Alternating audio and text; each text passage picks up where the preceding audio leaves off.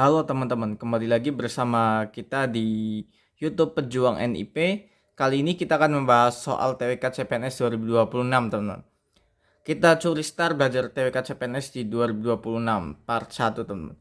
Soal nomor 1, di era digital, penyebaran berita bohong atau hoax dan disinformasi dapat dengan mudah memecah belah persatuan bangsa serta mengancam stabilitas keamanan nasional.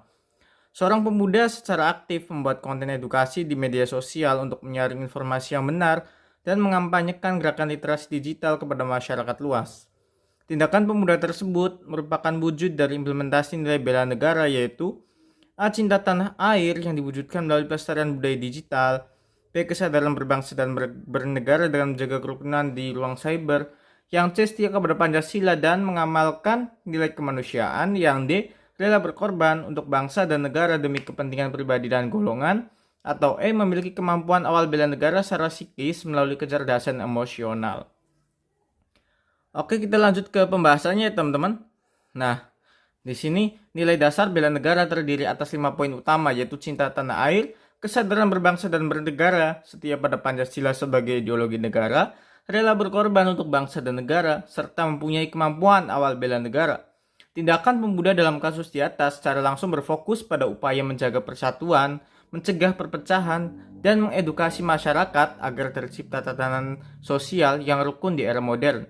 Hal ini sangat selaras dengan indikator kesadaran berbangsa dan bernegara, di mana salah satu poin pentingnya adalah menjaga persatuan dan kesatuan bangsa, serta ikut serta dalam menjaga kedaulatan bangsa dari ancaman non-militer seperti perpecahan di ruang cyber. Jadi jawabannya yang tepat adalah yang B, teman-teman.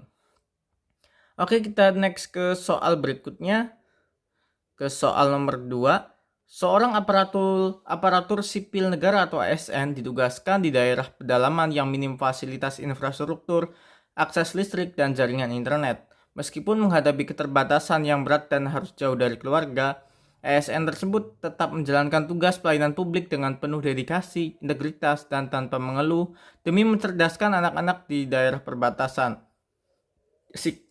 Sikap ASN tersebut mencerminkan esensi bela negara dalam bentuk A. Rela berkorban untuk bangsa dan negara dengan mendahulukan kepentingan tugas di atas kepentingan pribadi.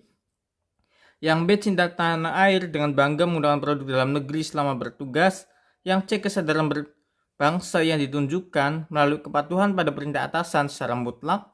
Yang D. Kemampuan bela negara yang diwujudkan melalui ketahanan fisik yang prima di daerah terpencil. Kemudian yang E. Pengamalan Pancasila sila ketiga dalam mempersatukan suku-suku pedalaman. Oke, lanjut ke pembahasannya teman-teman. Nah, esensi dari rela berkorban untuk bangsa dan negara adalah kesediaan mengorbankan waktu, tenaga, pikiran, dan kepentingan pribadi atau golongan demi kepentingan yang lebih besar, yaitu kemajuan dan kedaulatan bangsa. ASN yang tetap berdedikasi tinggi di daerah terpencil dengan mengesampingkan kenyamanan pribadi dan jarak dengan keluarga demi melayani masyarakat merupakan contoh nyata dari kerelaan berkorban demi masa depan dan integrasi bangsa. Jadi jawabannya yang A ya teman-teman. Oke, kita lanjut ke soal nomor 3. Pandemi global atau krisis kesehatan berskala besar seringkali memicu kelangkaan barang-barang kebutuhan pokok dan alat kesehatan. Ketika terjadi kepanikan massal atau panic buying, sebuah perusahaan konveksi lokal memutuskan untuk menghentikan sementara produksi pakaian komersialnya dan beralih memproduksi masker kain serta APD secara massal dengan harga sangat murah. Bahkan sebagian dibagikan secara gratis kepada relawan. Tindakan pemilik perusahaan ini didasari oleh A. Upaya mencari keuntungan di tengah momentum krisis nasional. B. Perwujudan nilai setia kepada Pancasila, khususnya keadilan sosial bagi seluruh rakyat Indonesia. Yang C. Mengimplementasi kemampuan awal bela negara di bidang ekonomi sirkular. Yang D. Rasa cinta tanah air yang ditunjukkan dengan menjaga kelestarian lingkungan hidup. Atau yang E. Kesadaran berbangsa untuk menyaingi produk-produk kesehatan impor. Oke, kita next ke pembahasannya teman-teman. Nah, tindakan pemilik perusahaan konveksi tersebut mengutamakan keselamatan dan kesejahteraan sosial masyarakat di atas keuntungan bisnis semata pada saat krisis. Hal ini merupakan wujud nyata dari nilai setia kepada Pancasila sebagai ideologi negara, khususnya sila kelima keadilan sosial bagi seluruh rakyat Indonesia, dan sila kedua kemanusiaan yang adil dan beradab. Mengamalkan nilai-nilai Pancasila dalam kehidupan bermasyarakat, berbangsa, dan bernegara adalah salah satu pilar utama dalam sistem bela negara di Indonesia. Jadi jawabannya yang paling tepat adalah yang B, teman-teman. Next ke soal berikutnya, soal nomor terakhir di part 1 ini, teman-teman.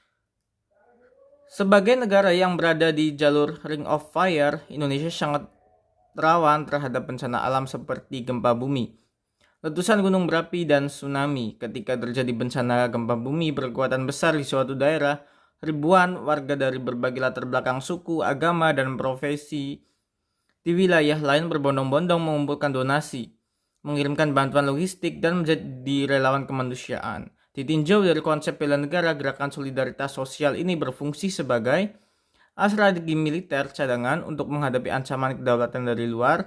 Yang B, manifestasi bela negara non-fisik dalam menjaga ketahanan sosial dan integrasi nasional.